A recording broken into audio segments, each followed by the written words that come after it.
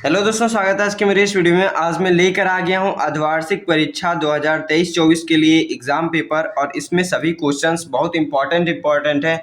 और आपके आने वाली एग्ज़ाम परीक्षा यानी कि अर्धवार्षिक परीक्षा जो आने वाली है उसमें आपको ऐसे क्वेश्चंस हिंदी में पूछे जा सकते हैं। और इन क्वेश्चंस को मैंने बहुत ही अच्छे पेपर, जो कई सारे पेपर मैंने देख करके उनमें से क्वेश्चंस को निकाला है जो बहुत बार रिपीटेड है, उन क्वेश्चंस को यहाँ पर मैं लेकर आया हूँ आपके सामने। तो ये क्वेश्चन आपके लिए बहुत ही इंपॉर्टेंट होने वाले हैं। तो ये पूरा वीडियो आप एंड तक देखिए, इसमें सभी इंपॉर्टेंट क्वेश्चंस आपको बताएंगे और सभी का पूरा हल लेकर इस वीडियो में मैं लेकर आया हूँ। तो यहाँ पर चलिए शुरू करते हैं पहले क्वेश्चन से। तो ये सामान्य हिंदी का पेपर है और कक्षा 11 का है। पूर्णांक इसका 100 होता है, 100 नंबर का, और सभी प्रश्नों का उत्तर देना अनिवार्य है। तो इस तरीके से आपका पेपर होता है, लेकिन इसमें पूरा मैं आंसर सहित लेकर आया हूँ। तो यहाँ पर सबसे पहले आप देख लीजिए, पहला क्वेश्चन है आपका, रानी केतकी की कहानी के रचनाकार हैं। तो आप जानते होंगे कि रानी केतकी की कहानी के जो रचनाकार हैं वो हैं इंसा अल्लाह खां। ये आपके रानी केतकी की कहानी के रचनाकार हैं। फिर आपका अगला क्वेश्चन है खा नंबर, विनय पत्रिका के रचयिता हैं। तो विनय पत्रिका के रचयिता जो हैं तुलसीदास जी हैं। और फिर ग नंबर क्वेश्चन है, प्रेम सागर के रचनाकार हैं। तो प्रेम सागर आप जानते होंगे लल्लू लाल, जो लल्लू लाल हैं वो आपके प्रेम सागर के रचनाकार हैं। फिर आपका छायावाद के कवि कौन है? तो छायावाद के कवि आप जानते होंगे जयशंकर प्रसाद हैं, जो शुक्ल युग के नाम से भी जाना जाता है, उसके कवि जयशंकर प्रसाद जी हैं। यहाँ पर आप टिक लगा सकते हैं, इन सभी में जयशंकर प्रसाद जी छायावाद के कवि हैं। फिर आपका तार सप्तक का प्रकाशन किस वर्ष हुआ है? तो तार सप्तक का प्रकाशन आपका 1943 ईस्वी में हुआ था।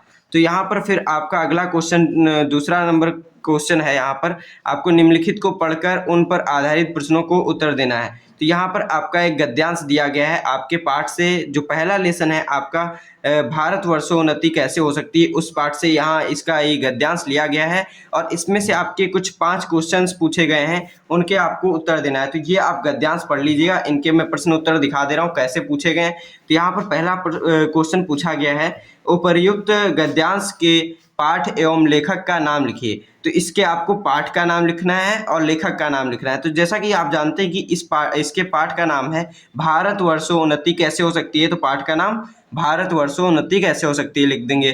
फिर आपका इसका लेखक का क्या नाम है, इसमें पूछा गया है।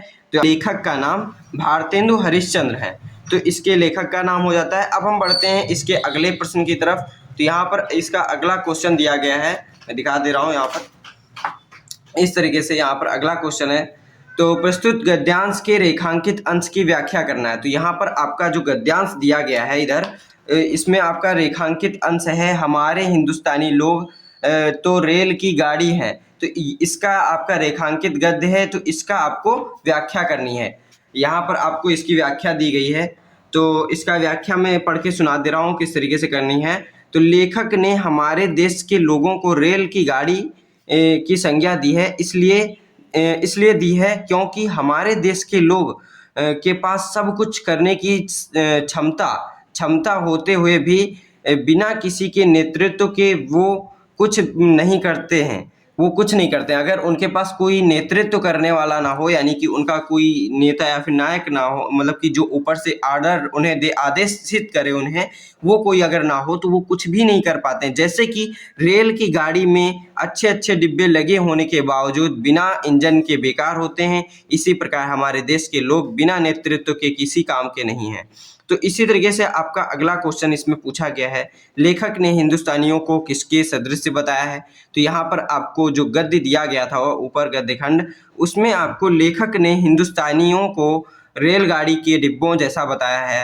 रेलगाड़ी के डिब्बे बिना इंजन के जैसे बेकार होते हैं, वो किसी काम के नहीं रह जाते हैं, उसी तरीके से हमारे हिंदुस्तानी लोग हैं। तो इसी तरीके से आपका अगला क्वेश्चन है, का चुप साध ही रहा बलवाना, इस कथन में लेखक का क्या आशय है? इस कथन से लेखक का क्या आशय है, यहाँ पर पूछा गया अगला क्वेश्चन। तो लेखक का आशय है कि देश के लोग हनुमान जी की तरह हैं। जैसे जामवंत ने जिस प्रकार हनुमान जी को उनकी शक्ति का स्मरण कराया और वे समुद्र लांघ गए, उसी प्रकार भारत के लोग प्रेरणादायी सफल नेतृत्व की आवश्यकता है इन लोगों को। जैसे कि हनुमान जी को जामवंत ने याद दिलाया था कि उनके पास इतनी शक्तियां हैं कि वो पूरा समुद्र लांघ गए, इसी प्रकार अगर हमारे देश के लोगों को इनकी शक्तियों का याद दिलाया जाए कि वो सब कुछ कर सकते हैं तो कुछ भी करने के लिए तैयार हो जाते हैं। तो इस तरीके से यहाँ पर आपका इसका हो जाता है इस कथन का आशय। फिर लेखक ने हनुमान जी को किसका प्रतीक बताया है? तो यहाँ पर लेखक ने जो हनुमान जी को किसका प्रतीक बताना है, तो हनुमान जी शक्ति, ऊर्जा और एकता और ज्ञान की प्रतीक बताया है। तो यहाँ पर आपका हनुमान जी को शक्ति, ऊर्जा, एकता और ज्ञान का प्रतीक बताया है। फिर आपका हो जाता है निम्नलिखित पद्यांश को पढ़कर उनके नीचे दिए गए प्रश्नों को उत्तर लिखिए। तो यहाँ पर पहला प्रश्न आपका गद्य खंड से था। अगला क्वेश्चन जो ये है तीसरा नंबर, ये पद्य खंड से, इसमें भी एक पद्यांश दिया गया है और एक आपका अथवा में पद्यांश आता है, ये तो आप जानती हैं। तो इस तरीके से इनमें से दो आपका गद्य दिए रहते हैं, गद्य खंड, दो पद्य खंड दिए रहते हैं, तो उनमें से कोई एक करना होता है। तो ऐसे ही इसमें भी पद्य खंड में भी कोई एक करना है। तो यहाँ पर पहला क्वेश्चन दिया गया है, मेरो मन अनत कहाँ सुख पावे, जैसे उड़ी जहाज को पक्षी, फिर जहाज पर आवे, कमल नयन को छाड़ी महात्म, और देव को ध्यावे, परम गंग को छाड़ी पियासो। अगला है, ये अगला है ना, उसी में है ये भी, परम गंग को छाड़ पियासो, दुर्मति कूप खनावे, जी है मधुकर अंबुज रस चख्यो, क्यों करील फल भावे, सूरदास प्रभु काम धेनु तज छेरी कौन दुहावे। तो ये आपका पूरा पद्यखंड दिया गया है और इसका आपको इस पे आधारित भी 5 क्वेश्चन यहाँ पर आपको दिए गए हैं। इन पर आपको क्वेश्चन हल करके मैं दिखा दे रहा हूँ, इस तरीके से दिए गए हैं। पहला क्वेश्चन है, उपर्युक्त पद्यांश की संदर्भ लिखिए। तो ये जो आपका पद्यांश लिखा है इसका संदर्भ आपको लिखना है। तो इसका संदर्भ हो जाता है, प्रस्तुत पद्यांश हमारी पाठ्य पुस्तक हिंदी के विनय नामक शीर्षक से लिया गया है। इसके रचयिता अष्टछाप के सर्वश्रेष्ठ कवि सूरदास जी हैं।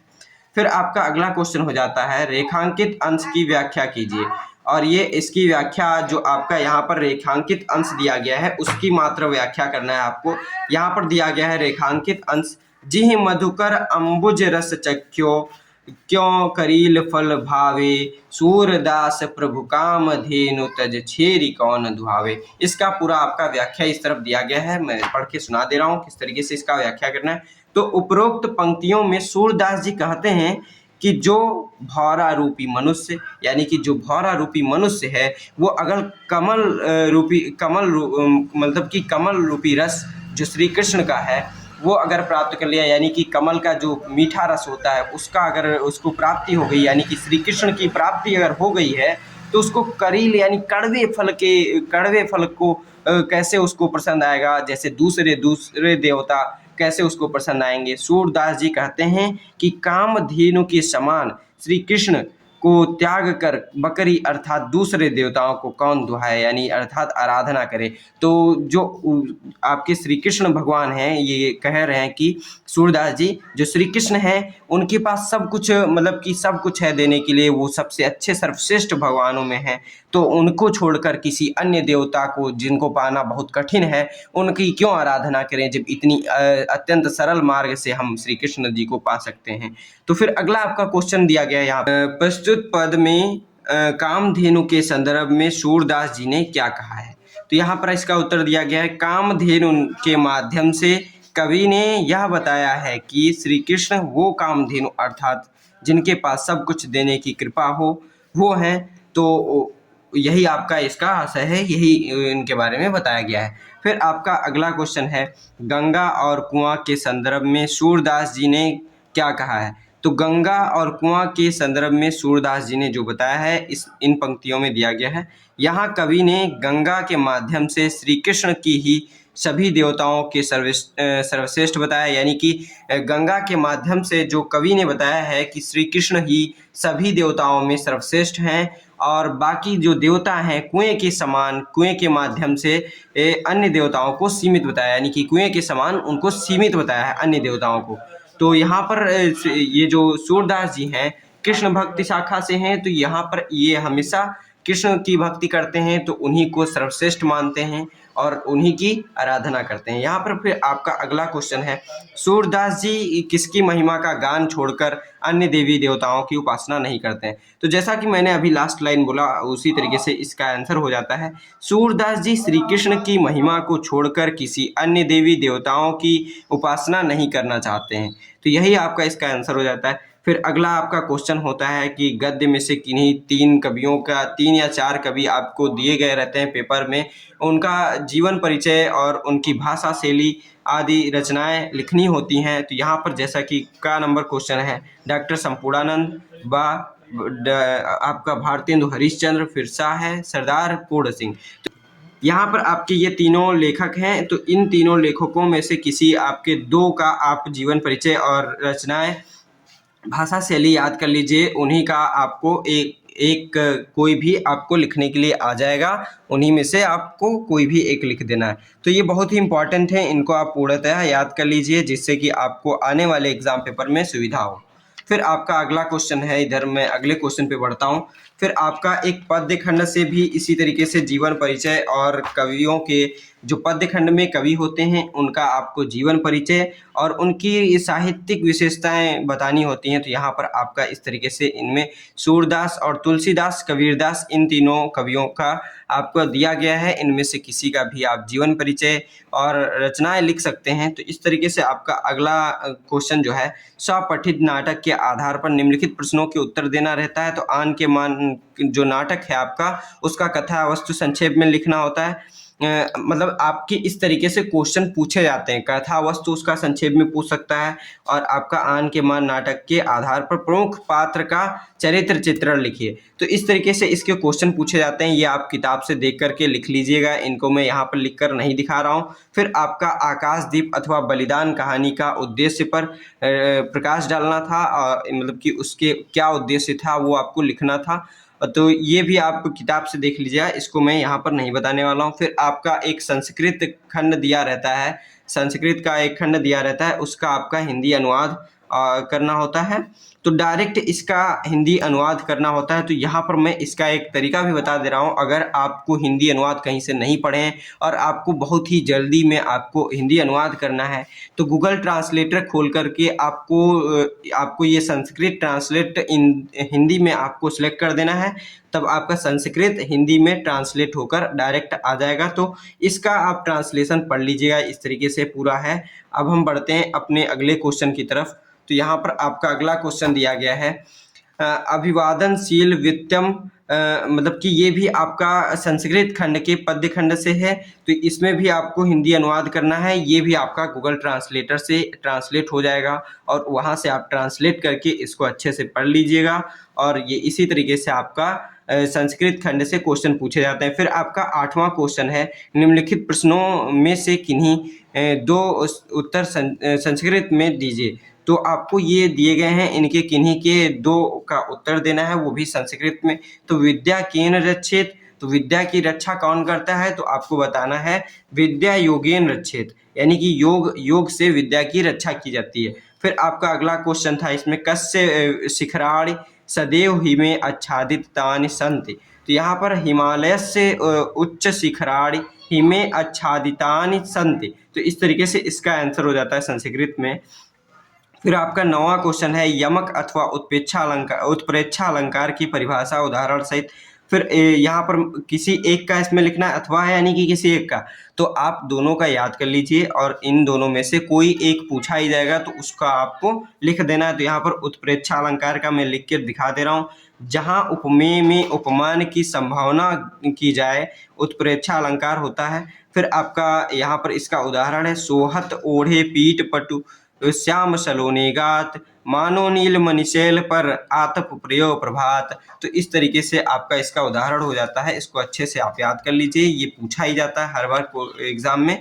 तो अब हम बढ़ते हैं अपने अगले क्वेश्चन की तरफ। तो इस तरीके से आपका अगला क्वेश्चन है, शांत अथवा वीर रस की परिभाषा एवं उदाहरण लिखना है। तो यहाँ पर शांत अथवा वीर रस आपको याद कर लेना है अच्छे से, और इसका उदाहरण और परिभाषा भी याद कर लेना है। परिभाषा की जगह पर कहीं कहीं लक्षण लिखा रहता है, तो लक्षण भी वही होता है, परिभाषा को ही कहते हैं, ठीक है। तो यहाँ पर वीर रस का मैं लिख दे रहा हूँ, विभाव, अनुभाव और संचारी भाव के संयोग से उत्साह नामक स्थायी भाव वीर रस की दशा को प्राप्त होता है तो आपका वीर रस कहलाता है। उदाहरण, मैं सत्य कहता हूँ सखे सुकुमार मत जानो मुझे, यमराज से भी युद्ध में प्रस्तुत सदा मानो मुझे, औरों की तो बात क्या गर्व मैं करता नहीं, मामा तथा निज तात से मैं युद्ध में डरता नहीं। तो इस तरीके से आपका इसका उदाहरण हो जाता है। आपको ये 2 ही लाइन याद कर लेंगे, आपका ये वीर रस का उदाहरण हो जाएगा आराम से।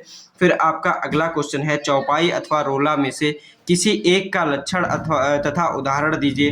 तो चौपाई अथवा रोला में से किसी एक का आपको लक्षण यानी कि परिभाषा तथा उदाहरण लिखना है। ठीक है, तो यहाँ पर चौपाई का मैं लिख करके दिखा दे रहा हूँ। चौपाई सममात्रिक छंद है। चौपाई जो है वो सममात्रिक छंद है, यानी कि इसके सभी पदों में समान मात्राएं होंगी और इसमें 4 चरण होते हैं। इसके चरण जो होते हैं 4 होते हैं, 4 बार लिखा जाता है, 4 लाइनों में 4 चरण होते हैं और प्रत्येक चरण में 16 मात्राएं होती हैं, यानी कि प्रत्येक चरण जो भी हर एक चरण जो होगा उसमें 16 मात्राएं होगी। अंत में जगड़ और तगड़ का प्रयोग का निषेध होता है। इस तरीके से आप लिख सकते हैं। फिर आपका उदाहरण है, बंदहु गुरुपद पदुम परागा, सुरुचि सुबास सरस अनुरागा, अमीय मुरिमय चूरन चारु, समन सकल भवरुज परिवारु। इस तरीके से आपका उदाहरण हो जाता है और इसमें आप मात्राएं लगाकर भी दिखा सकते हैं। आसान होता है मात्राएं लगाना। जहां पर आपका देखिए एक अक्षर है तो यहाँ पर 1 लगेगा और यहाँ पर देखिए जब बड़ा ऊ की मात्रा लग जाती है तो यहाँ पर डबल पाई यानी कि आपका दीर्घ गुरु बनता है एस टाइप में, और एक मात्रा के लिए आपको सिर्फ 1 पाई खींचना होता है। तो इस तरीके से आपका मात्राएं लगा सकते हैं और आराम से लग जाएंगी मात्राएं, उसमें कोई दिक्कत नहीं है। फिर अब हम बढ़ते हैं अपने अगले क्वेश्चन में। निम्नलिखित में से किसी एक पर अपनी भाषा शैली में निबंध लिखना है। तो आपको अपनी भाषा शैली में आपको किसी एक पर निबंध लिखना है। तो ये सभी टॉपिक हैं और इनमें से प्रदूषण की समस्या, विज्ञान का वरदान और अभिशाप, ये बहुत ही इंपॉर्टेंट है, और बेरोजगारी की समस्या, इन तीनों का आप अच्छे से अध्ययन कर लीजिए और इन्हीं से आपका क्वेश्चन पूछा जाता है। और इसमें एक ये भी रहता है हमारा प्रिय कवि या फिर लेखक, ये भी पूछा जा सकता है। तो इन सभी को आप अगर अच्छे से एक बार पढ़ लेंगे, एक बार पढ़ने की ज़रूरत है। ये चीज़ें आपको निबंध जो होती है याद करने की तो जो आवश्यकता होती नहीं है, इनको बस अपने से बना करके लिख देना होता है। फिर आपको यहाँ पर अगला क्वेश्चन है, अपने मोहल्ले की सड़कों, नालियों आदि की गंदगी को दूर करने के लिए उपयुक्त अधिकारी को प्रार्थना पत्र लिखना। तो ये भी आप लिख सकते हैं और इसको आप अपनी किताब से देख करके अच्छे से लिख लीजिएगा।